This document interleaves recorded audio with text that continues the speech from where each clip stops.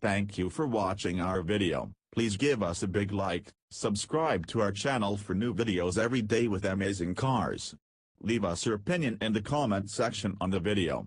Thank you. French automaker Renault is preparing to launch a pilot public transportation program with self-driving cars in its home country. Cars will operate in the city of Rouen, in France's Normandy region. Renault, which is very bullish on autonomous cars, is completing final testing and hopes to have the pilot service up and running by September. The program will through December 2019. At launch, the pilot will include 4 Renault Zoe electric cars modified with autonomous driving systems developed with help from partner company Transdev, and 1 i-Cristal autonomous shuttle vehicle, developed by Transdev and Lohr.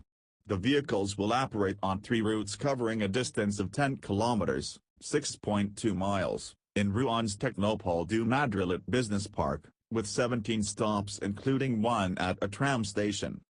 Users will be able to hail one of the cars via an app, and the fleet will be monitored by a central dispatcher. If a problem occurs, that dispatcher will have the ability to reduce the speed of vehicles or bring them to a halt, according to a Renault press release.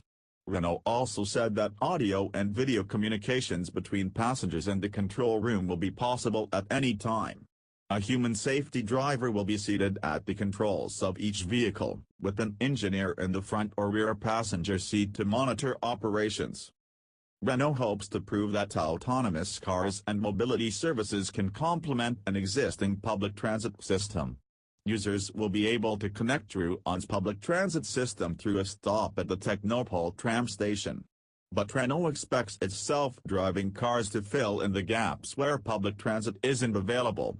This so-called last-mile use, getting passengers from a transit hub to their final destination, is often discussed as an important niche for mobility services.